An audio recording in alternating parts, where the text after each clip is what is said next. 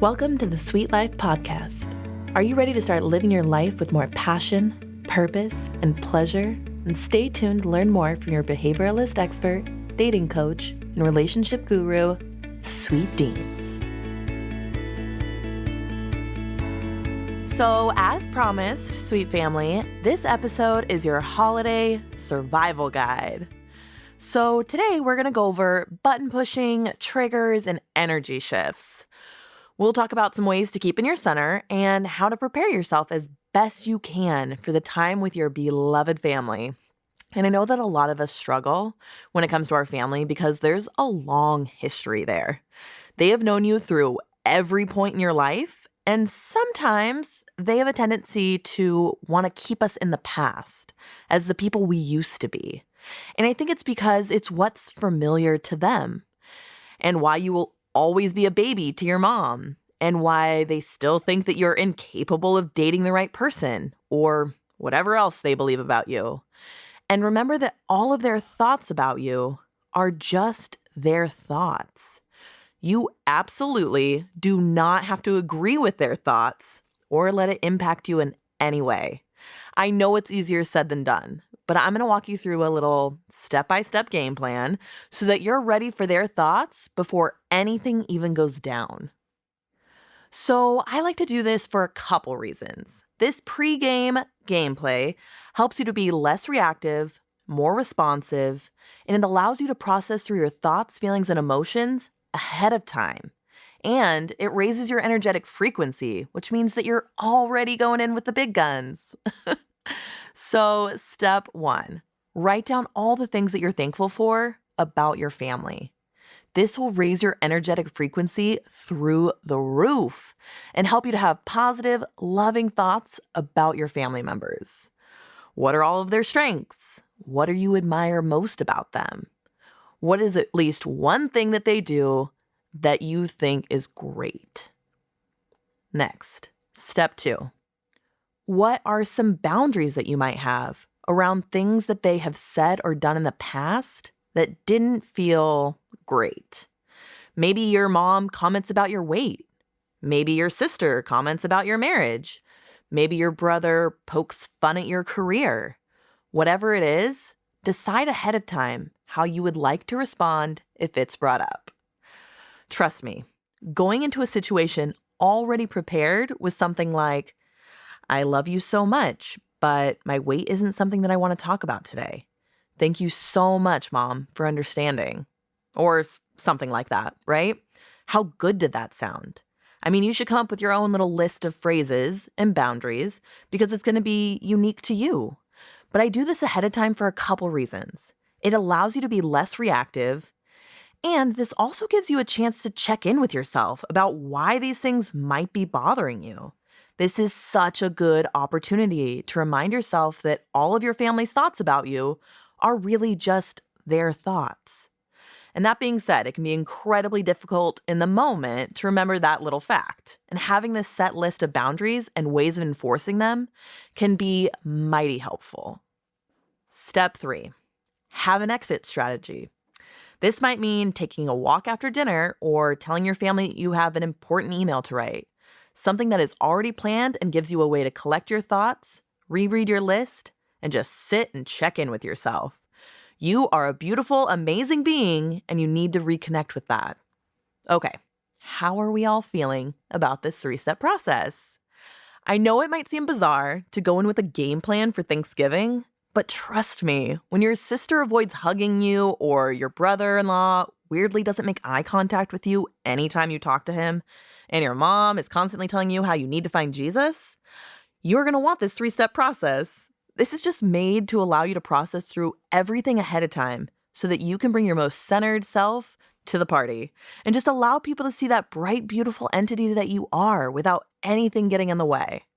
So, now that we have the action plan, we can discuss the other things I promised, like button pushing and triggers. So, I know that these are buzzwords that people use to express their desires to not have anyone do or say anything that they deem unpleasant. Like, I could say that I have a button that gets pushed anytime someone talks about my weight. And I'm using that as my go-to example because it's the easiest to relate to. I think it's something like 80% of women and 50% of men have poor body image, depending on what researcher you ask, which is insanity. And I think that in a couple weeks, I might even do an episode on body positivity, just as a reminder for all of you to love the body you're in now, even if you want to be a different size, shape, or density in the future. Okay, so back to button pushing. So say I have a button around people discussing my weight. And then I would naturally not want it to be brought up, right? And I might have some boundaries about it being discussed or how it's discussed. But the truth of the matter is, there's some vulnerability and shame around this topic for me. I've never been thin, definitely not as thin as my sister. And as my sister's kids so adorably pointed out, there is no way that you could be the little sister when I'm 10 times bigger than their mom. Kids are just the sweetest, aren't they? Also, 10 times is quite an exaggeration, but in all honesty, the reason that I have that tender spot when it comes to my weight is because I've been comparing myself to all of these other beautiful women in my life, and even comparing myself to my old self and the size I was then. And I have some real insecurity around this. This is my button. This is my trigger. And my family didn't make this button. I did, with my thoughts about myself. But they are the ones that are pushing the button. And when this happens, it brings up that fight or flight response. Do I tell them off and call them jerks, or do I run away crying? And for those of you that heard my vulnerability episode, I talked about how I got teased by my family for being too sensitive, so I feel nervous to cry around them. So my normal reaction was to push it all down. Just shove my feelings deep into my stomach and let them fester there in the form of ulcers. And as you can see, that was not the best game plan or strategy. My strategy now would be to see those buttons being pushed as an opportunity to explore these thoughts. Why am I feeling so uncomfortable with my mom talking about my weight? Or my grandpa telling me that no woman my age should have as many cats as I do? Or my brother laughing at my clothing choices? This is just their thoughts about me. And it's my choice to decide how I want to respond. This simple shift, honestly, gives me so much power. So I no longer see things as having my button pushed or being triggered. I literally just see it as a neutral event that gives me full autonomy to decide how I want to respond. The other things that some of my clients have talked to me about is the idea of feeling responsible for either their parents, grandparents, or siblings' behavior. So I'm going to give you an example of this, and if you can relate to it, then you're not alone. So say your mom complains a lot, like about everything. And she talks about how tired she is constantly and never offers to be helpful in any way. She seems to have a lot of victim energy and is constantly talking about the things that are going wrong in her life. And so you bring her to a friend's family party so that the two of you can be around more humans and celebrate the holidays with more people. And even though you brought her to the party, you are not responsible for her behavior. She is an adult human, and she chooses how she wants to show up in each situation. And if she chooses to continue to complain and be miserable, that is her choice. And that's okay. The less attachment you have in wanting your mom to be different than how she is will allow you greater and greater peace. Just because she's related to you does not mean you're responsible for her feelings. You are only responsible for your own. And people do this all the time with children, where if the child starts screaming in the middle of the store, you think that it's a poor reflection on you as a parent. When in reality, children sometimes just behave like crazy little animals because that's what they are. And I think that the sooner we start recognizing that we only control our own emotions, the sooner we can be of more service to others. So instead of wishing that your mom would be different at this event, get into a space of softness for her. Love her right where she's at. Tell her how happy you are that the two of you get to be together for the holidays. Raise her energetic frequency, and then just relax. She's going to be who she is, and you're going to be who you are. And the world is still going to be spinning, and everyone's going to be just fine. Just watch your thoughts as they try to run away with you. You are in control. You've got this, my sweet, beautiful family.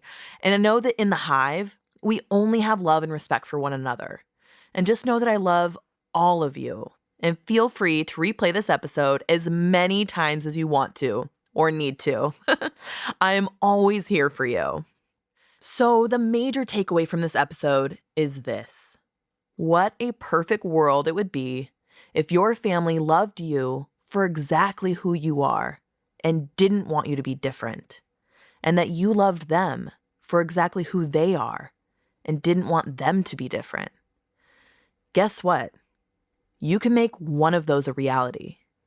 That means that we are halfway to a perfect world, which would be the most amazing thing ever. You can only control yourself and how you show up. So start loving people exactly how they are, and you'd be amazed at the changes that start to occur around you. Good luck, my sweet family. I believe in you.